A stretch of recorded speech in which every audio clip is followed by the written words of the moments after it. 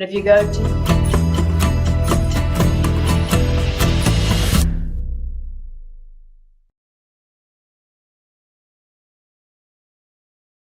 Hey there, I'm Candace Scalese with CBS 21 News. It is a weather warn day here. It feels like 100 when you walk outside. The heat just kind of smacks you in the face. So a lot of folks in central PA are experiencing that, especially people in Adams County where 2,500 residents were without power overnight. And with how hot it's been, you know how miserable it must be to try to sleep in these hot temperatures. So our Grace Ruffalo working on this story right now on our weather warn day. She is figuring out what happened. She spoke with somebody from Met Ed who told her that there was a transformer that blew in Littlestown. They don't know exactly why it failed, but they're working on getting it repaired until tomorrow morning at 10 a.m. Some people do have power, but a lot of people in Adams County still do not have power, and that's impacting a lot of folks. So Met Ed is handing out some bagged ice and some water so those customers without power can get a little bit of relief. So we are working on that story for you coming up tonight at 5 o'clock on CBS 21 News.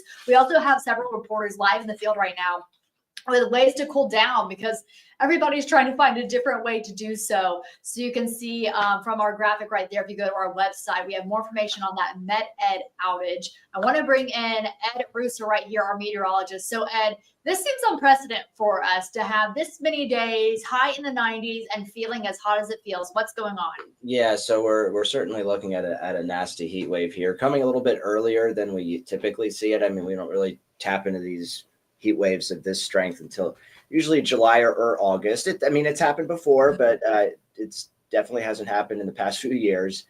But that's, as of 3 o'clock, that's the heat index as of 3 o'clock. So that's what it has been feeling like during the afternoon. When you combine the temperature with the humidity, it feels like 112 in Shrewsbury.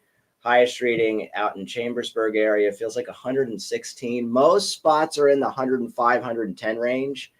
But there's a few isolated locations that are even hotter than that. So obviously heat you really need to take seriously. And this big ridge over the eastern U.S. is holding its ground, and it's going to continue to be firmly in place through tomorrow before it breaks down and we finally start to see a break in the weather pattern. So we'll take you to the last graphic here and show you that how it's breaking down through the second half of the week.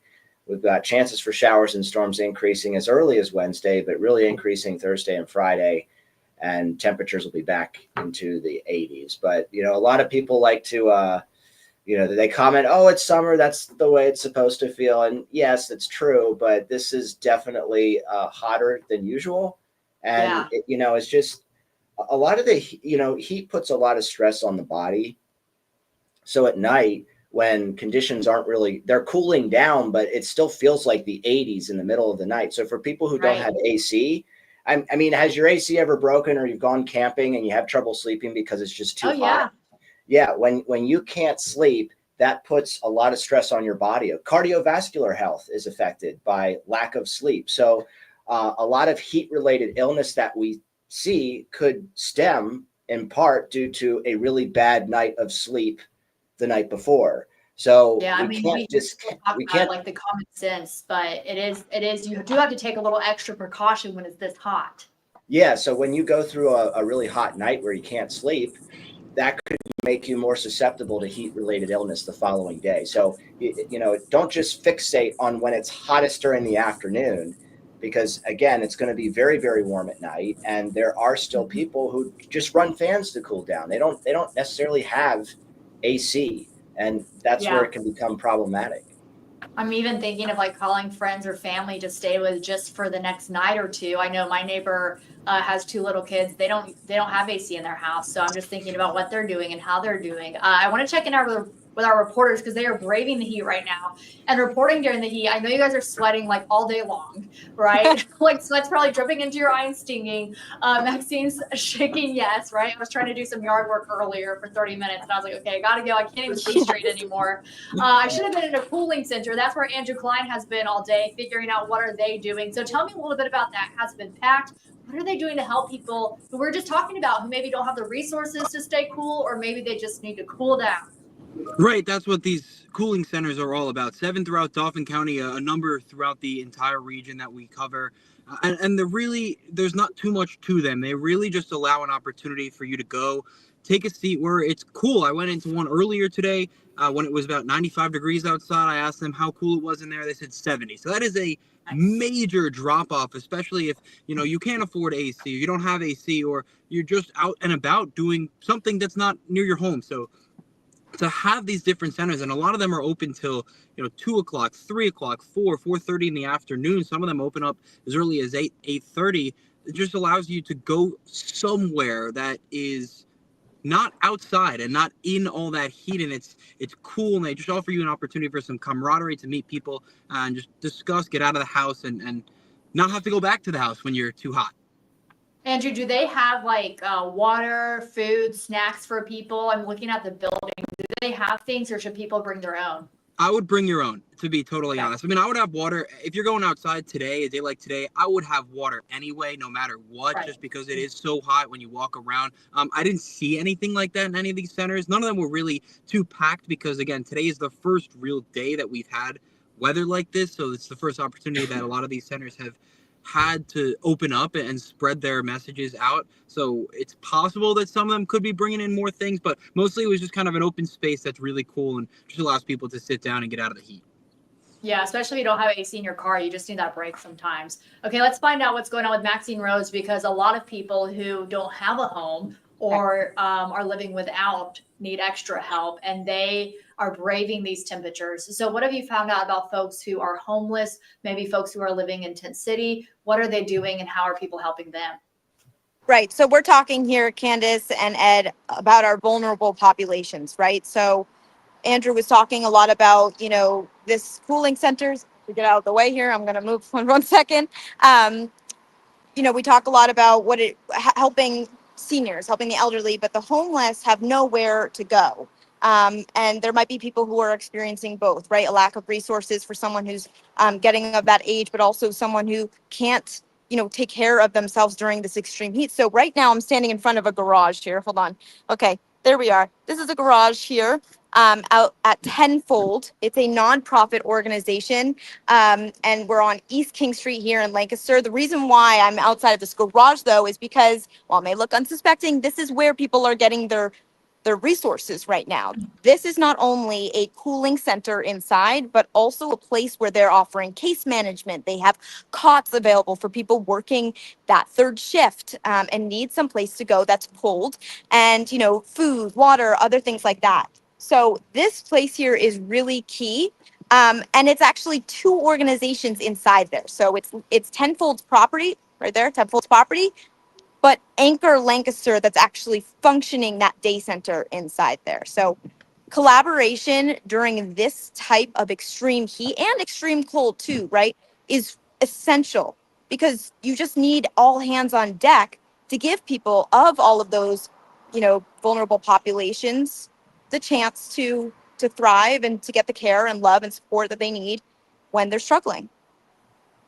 Yeah, that's excellent. Thank you so much, Maxine. Ed, did you want to add something? I just saw you like listening in and like nodding your head. I know, No, and there's a lot about health and heat. Yeah, I mean, it gives you perspective, definitely, about what other people are going through. I think so. I started talking about this heat wave last week, and there's one comment I get really frustrated with, and I've been seeing it, and that is, "Oh, it's summer," and it's like, yes, but you know what? You have AC. It's just it's other people do not. I mean, when you have something and you've had it your entire life, you fail to recognize that, well, some people have not had access to this. And in this climate, in here in central PA, most of the time you can live safely without AC. But when you get into these extreme examples, it can be very taxing on the body. And water is like one of the most important resources. And obviously you need it to stay hydrated.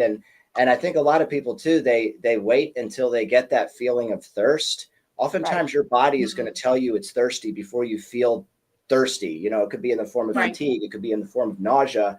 Before your body actually tells you that you're thirsty, you lose 1 to 2% of body weight. And all of that is in the form of fluid loss, of which is mostly water. So it's really crazy how fast your body loses water in this type of heat.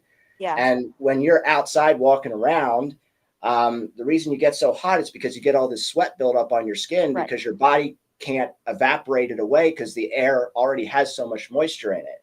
Right. So when Yeah. your skin is allowed to evaporate that moisture, you feel cooler. Like when you Yeah. step out of a shower, you feel instantly cooler because you have that evaporation from your skin. On a day like today, when the air is already filled with moisture, your body can't evaporate the water. So it just kind of sticks. You feel really, Icky. you feel Icky. icky, you Feel feel icky. sweaty. I feel Yeah. icky So, right now. yeah. Standing Yeah. out here for Yeah. only a short period of time Yeah. and, Yeah. and sweating profusely. I don't know if you can see it, but it's Yeah. there. We And can't. You still Maxine, look just great. standing out there, But like yeah. just standing out there like you have for the past half an hour, that Right. could be 1 or 2 Right. bottles of water. Yeah. And I Which want is to add crazy one to think thing. about.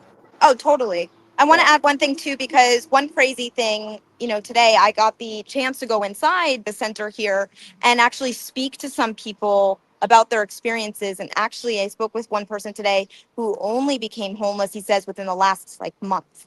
So this is the first time he's really experiencing this level of heat without having, the luxury of an AC or being able to go inside, rest your head, maybe even be with family, right? Yeah. And he also told me he's got a little baby who's just born, and so you can imagine the difficulties that these types of families, these large, small families, whatever it is, are dealing with.